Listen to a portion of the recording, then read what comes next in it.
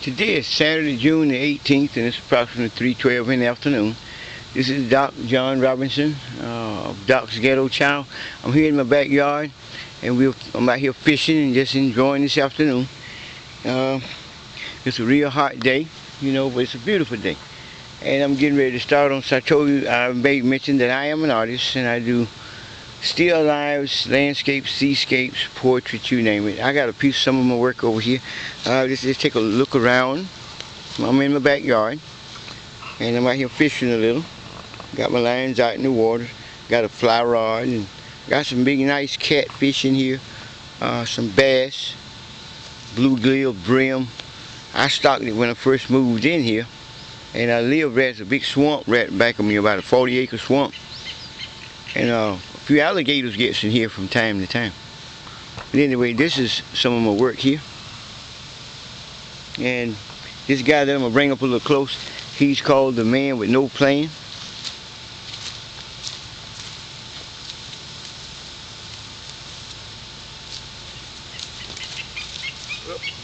Pardon me on that one. I hate to run out of the scene that way. That was kind of crazy, but I got a bite on one of my lines.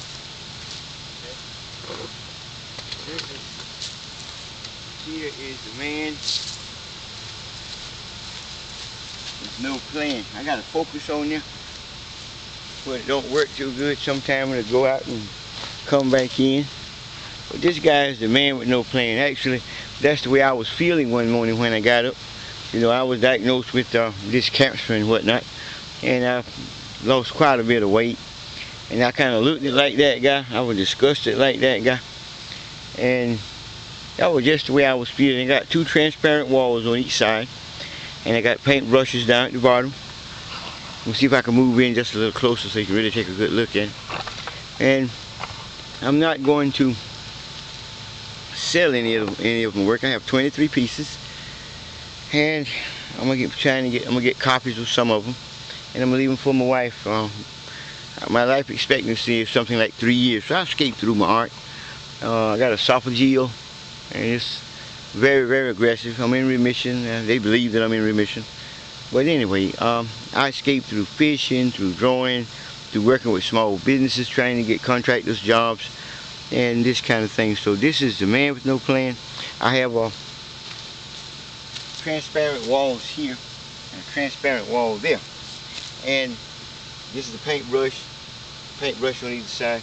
You can see where I just splattered the paint against the wall and it smeared it up. I felt real disgusted that morning, and I just painted up what I felt. Now I do all kinds of watercolors, pastels, oils. I got one I'm starting on now. I got a portrait of my wife and I. We're doing it with pastels, and I got oil painting that I'm starting working on.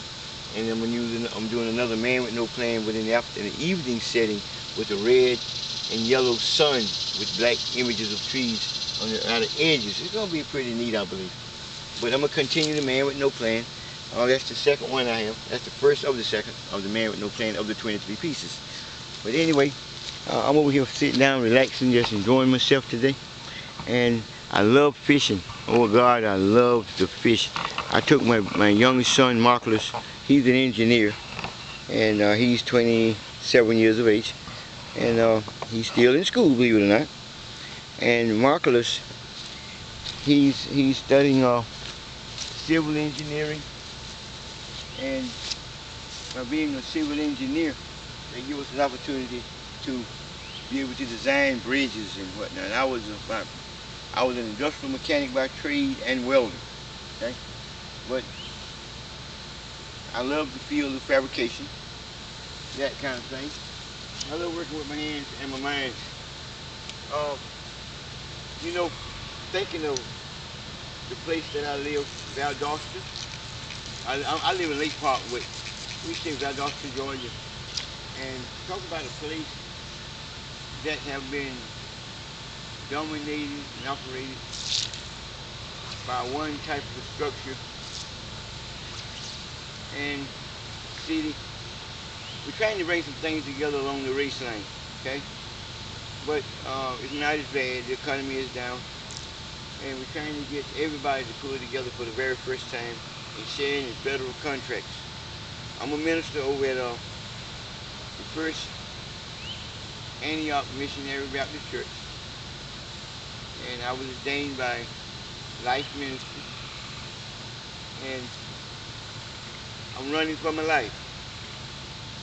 And I believe that if we can share in with anything, with anyone, I believe that we can do pretty good for ourselves, especially if we utilize the L-O-V-E word, love, and realize that we need M-O-N-E-Y to survive, and we need the wisdom of God to keep us between the two parallel lines in life. Oh man, I got another bite out there. I wonder what it is. Oh, you know, I hope it's bass or a catfish, but I want me a cat. Maybe a turtle. You know, I got a set line set out with the crawfish on it. And just here, and I got bait on this one, worm. And I got my, using a white spider on my fly. And I'm using it to this degree. And that's what I'm using on this. The white spider, the bass, ooh man, bass like that. In this old pond here, my neighbor,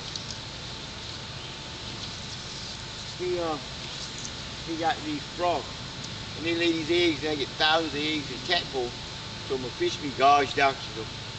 So sometime I come here like yesterday afternoon, I came out, cast out, man, I was dealing with some big nice brim, hit me a couple crappie here and there, but it looks to me like it's a certain time of evening that they come out and hit. Now I can sit my line, and my pole will be in the water. They say, I got some cats in here that probably weigh 15 pounds. Some bass probably weigh about the same. I went to other ponds and caught bass and they'd weigh 6, 8 pounds, and I put in here, that was 3 or 4 years ago. I got some breeders in here, okay? And every now and then a storm will come up in this lagoon behind me. It will, I'll give you a picture of the lagoon in just a second. I think I'll do that right now so you can understand what I'm having to deal with. Okay? And I won't be very long with this. This is the back side of my home. Okay? This is where I live. And like I said, this is the man with no plans. Okay? Now, I'm going to see if I can walk around here without jogging you up to there so you can get a good view of where I am. And I just love it out here in these woods. It's peaceful and quiet. What you hear now is basically how it be here all the time. Okay? And this is it. It's absolutely, I just love it. I was a welder, steel fabricator, state of Florida, was a specialist. And being a specialist, I did bridges. I was a contractor. And what I've done, by being a specialist in the state of Florida, and I was making good money, I followed pipeline. I was certified by the company that done the Alaskan pipeline, okay, and Transeastern. So this is the lagoon right behind me. It's done went down now, but normally you can see the water out there. And this is where I live. This is the swamp area behind me here, okay. And sometimes now this is a shot from how my place looks. I'm on 3 acres out here in these woods, and this is how it normally be. But you know, in lines of thinking on contractors, I think we'll walk down further. In the lines of thinking on the contracting side, like I was saying, here in Lowndes County for 151 years, there have always been a white power structure in Lowndes County. And that being the case, it looked like blacks and small entrepreneurs, the small business was shut out, and it was run paraded by the cliques of those that's got money and power in this city.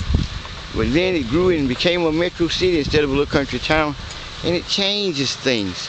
It raised crime rates and created places like the governmental facilities for this part of my point here. Governmental facilities like the HUD housing program, something that was designed way back in the 60s. Okay, I'm just walking you through. You might see a snake back here. I knew I'd probably drop the camera if I walk up on him, you know, kind of leave you with him. But, you know, just give you a general view of where I am in these woods. Sorry about that. Now, this is what the swamp look like back in here. Now this normally get full with water, this lagoon back here. I'm surprised, but it's really dry here now because it's so dry. But that gets filled, and then half of the time when that happens, my once a year maybe my pond would overrun, and then I got the big fish goes out.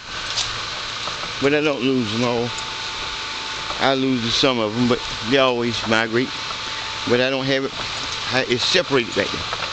But getting back to this city, dominated by this power, so it's been creating problems that we don't get shared into none of the contracts here. So blacks represent 58% in the city, I think 38% in the county, and we've been struggling with it. So, you know, I took it upon myself to get with the city managers and try to bring the good old boys together, you know, with the little old fellas, you know. And so far, we are talking, we got something working. But we got some of those just out there that want to keep some things going just for the sake of keeping things going and raising a lot of negative vibes, which we're going to overlook. And I'm working with the Chief of Staff Office. Oh, Lord, I'm tired. I'm walking around here. And we're working with the Chief of Staff Office. And we work with Mr. Michael Blake, and he's working directly under for the Chief of Staff out of Washington. And what we're doing is we're trying to make something come together, and we are communicating, and we're hoping that we can get something to work for us all, that the little guy can get an opportunity and have a chance to share in to a contractual system where federal dollars are involved. Believe it or not, here in Lowndes County, there are 900 million. I can feel safe saying that there are $900 million projects that's dealing with federal funds. But I can say for a fact, I know that there are at least $500 million or more that's going out with the federal aided projects. So, you know, along those lines, I'm gonna sit back here and enjoy my fishing. I had one turnover right there in the middle of the pond, and enjoy my fishing, and just do my best that I can and see if I can catch me a nice brim. But in the meantime, I do want you to understand that it's gonna take everyone and everything that we have to turn our country around, to make it work for our nation, and to make it work for us. And if we can do that, we done did something that's worthwhile. You know, I'm gonna end that on the note that we do need some money on the South Side. We're gonna continue to work together, and we hope that our president would invest in the little people, the small black companies, the small white companies, the little guys that's in the cliques, the little guys that's out of the cliques, and please look into rebuilding and reconstructing Black America, the urban America, and fix it so that we don't have to go through a lot of red tape trying to get funding. If they could bail out those big banks, bail us out, the working people that don't mind working each and every day and sweating by our eyebrows trying to make a dollar and not doing nothing illegal and being penalized by those that's doing illegal things, that's setting these images that we all are trapped underneath. That being said, this is Docgettochild. Enjoy your weekend and happy Father's Day.